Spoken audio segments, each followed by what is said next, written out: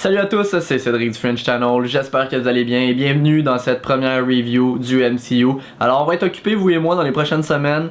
Une fois par semaine, je vais écouter en ordre chronologique de sortie les films, chacun des films du Marvel Cinematic Universe jusqu'à la sortie d'Avengers 4 au printemps prochain.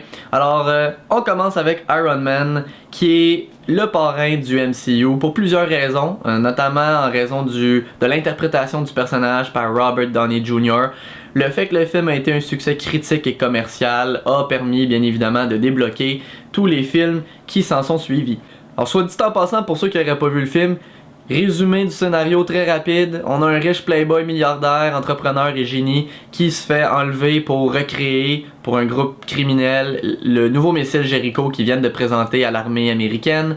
Alors il décide bien évidemment de s'enfuir. Par contre, quand il a été capturé dans l'attaque, il s'est fait blesser et il y a des morceaux de shrapnel qui se dirigent vers son cœur, donc en même temps il est proche de la mort, il doit rester en vie, il revient en Amérique, il réalise à quel point les armes qu'il crée peuvent se retrouver dans les mains de criminels, alors il décide d'arrêter complètement la fabrication d'armes et se concentrer sur sa nouvelle vision qui est de sauver les gens et faire du bien sur cette planète. Donc pourquoi j'ai aimé Iron Man? La réalisation premièrement de Jon Favreau. Jon Favreau qui est aussi son bras droit dans le film. Donc sa réalisation est impeccable selon moi. Premièrement, on ressent bien l'état dans lequel se trouve Tony Stark à plusieurs moments dans le film. Donc quand il se fait attaquer avec l'utilisation d'effets sonores, les mouvements de caméra, la luminosité, quand il est sonné en raison des explosions, on sent la caméra qui est peut-être un peu plus au ralenti, on entend un sifflement, on voit qu'il est vulnérable, chose qui, j'en reparlerai au fil de mes reviews, mais Tony Stark, selon moi, est peut-être vulnérable d'un point de vue émotionnel dans plusieurs des films, mais physiquement n'est selon moi jamais aussi vulnérable que dans le premier Iron Man.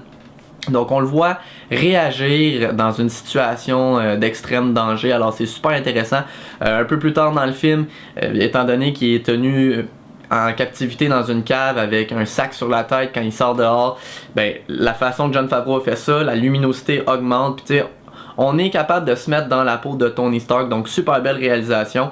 L'utilisation de la musique aussi, la soundtrack est excellente, une soundtrack très rock, très metal avec AC/DC, avec bien évidemment Black Sabbath pour la chanson d'Iron Man. Donc ça aussi impeccable à ce niveau-là. Pour un film de 10 ans, quand on regarde ce qui est sorti récemment dans le monde des super-héros, je trouve que les effets spéciaux ont bien vieilli, donc ça, j'ai eu du plaisir à le réécouter, ça n'a pas mal vieilli.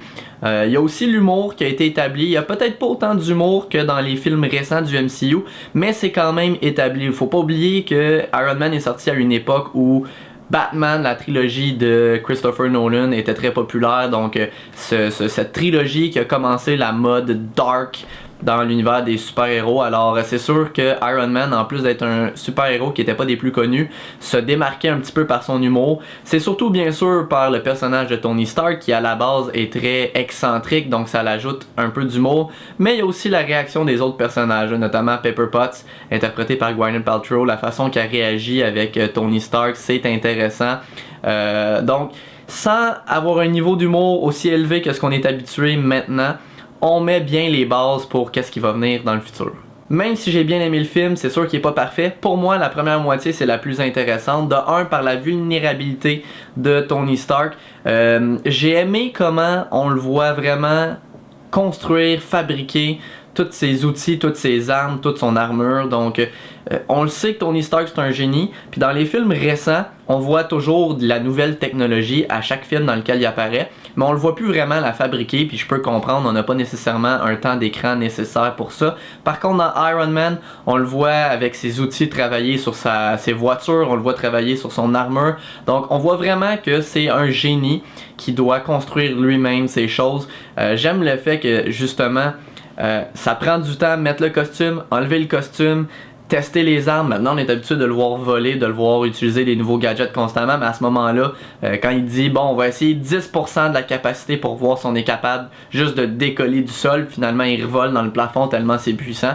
Donc ça j'ai trouvé ça intéressant, qu'on nous dise pas mais qu'on nous montre que c'est un génie et un ingénieur hors pair. Ceci étant dit, Là où ça commence à ralentir un peu, qui est un problème de beaucoup de films dans le MCU qu'on va pouvoir revoir dans le futur avec mes prochaines reviews, c'est bien évidemment le méchant. Donc c'est le fun de voir les motivations de Stark en passant.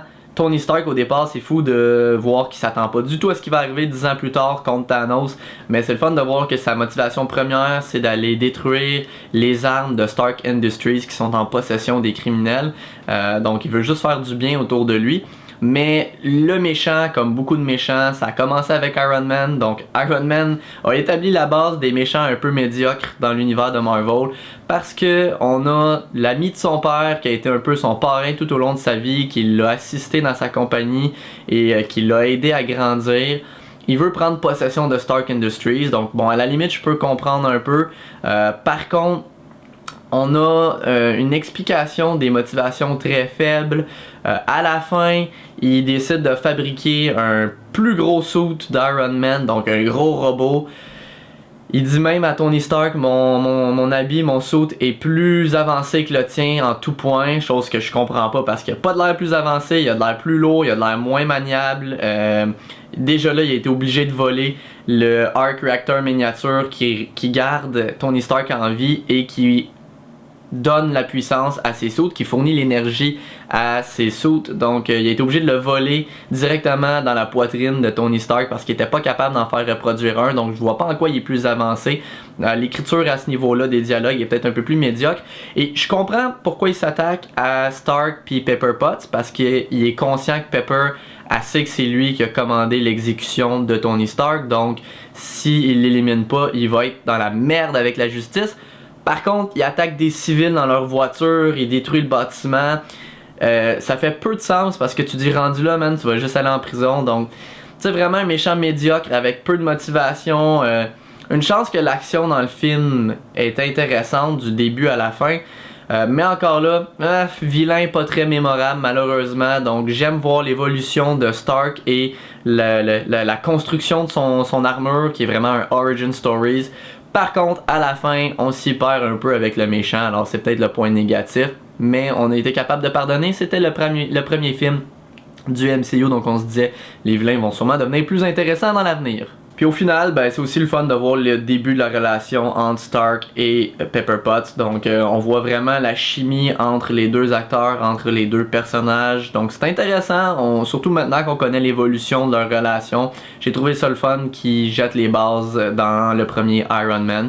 Et bien évidemment, on a eu le droit à notre première scène de générique avec Samuel L. Jackson à la toute fin en Nick Fury qui dit à Stark qui est pas le seul héros et qui travaille sur l'initiative Avengers. Donc je me rappelle quand c'est sorti, c'était super excitant, puis c'est ce qui a jeté les bases pour les prochaines scènes de générique dans les films suivants. Donc voilà, pour un premier film du MCU, c'est pas pour rien que c'est le parrain, c'est un bon film, il y a des lacunes certes, mais un bon divertissement, c'est toujours bon à regarder 10 ans plus tard.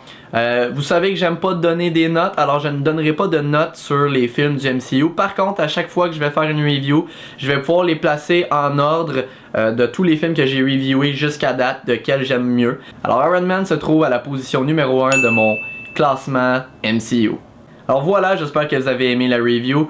Restez connectés, abonnez-vous au French Channel parce que dès mercredi prochain, on continue dans notre série du MCU avec Incredible Hulk. Et quand c'est pas des reviews de films, ben c'est des trucs geeks en général. Donc restez connectés, laissez un petit pouce levé si vous avez aimé la vidéo. Et sur ça, je vous dis à la prochaine fois.